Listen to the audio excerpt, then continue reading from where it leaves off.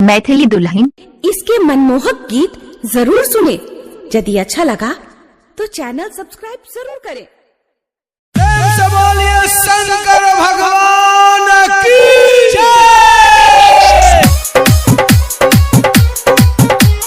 DJ Umesh Sukhipur बाजार।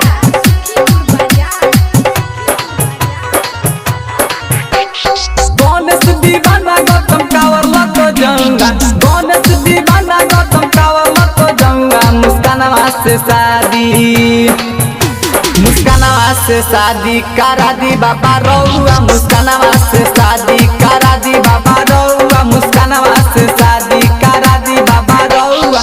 गणेश दीवाना गौतम कावर लतो जाऊंगा, गणेश दीवाना गौतम कावर लतो जाऊंगा। मुस्कानवा से शादी, मुस्कानवा से शादी करा दी बाबा रउआ। मुस्कानवा से शादी करा दी बाबा रउआ। मुस्कानवा से शादी करा दी बाबा रउआ।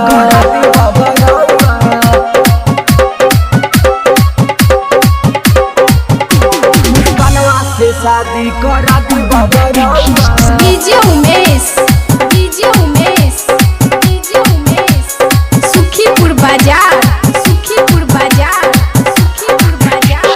हमर जे बात नहीं मनवा तू रउआ। देव घर में देखी तोहर सब गौआ,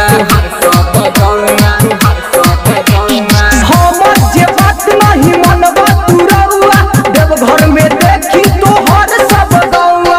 शिवलिंग धके रोयब दुनो जौआ, शिवलिंग धके रोयब दुनो जौआ। मुस्कानवा से शादी, मुस्कानवा से शादी करा दी बाबा रउआ। मुस्कानवा से शादी करा दी बाबा रउआ। मुस्कानवा से शादी करा दी बाबा रउआ, करा दी बाबा रउआ।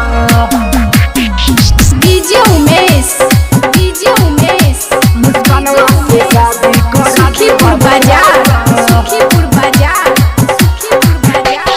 रघुआ के लवर से शादी भेलै सेट हो। हमके तू कबले करई बाबा बेट हो, बाबा बेट हो, बाबा बेट हो। परवीन के लवर से शादी भेलै सेट हो। हमके तू कबले करई बाबा बेट हो। अब नहीं छोड़े राउर बाबा पौंगा, अब नहीं छोड़े राउर बाबा पौंगा। मुस्कानवा से शादी, मुस्कानवा से शादी करा दी बाबा रउआ। मुस्कानवा से शादी करा दी बाबा रउआ। मुस्कानवा से शादी करा दी बाबा रउआ। गणेश दीवाना गौतम कावर लतो जाऊंगा, गणेश दीवाना गौतम कावर लतो जाऊंगा। मुस्कानवा से शादी, मुस्कानवा से शादी करा दी बाबा रउआ। मुस्कानवा से शादी करा दी बाबा रउआ। मुस्कानवा से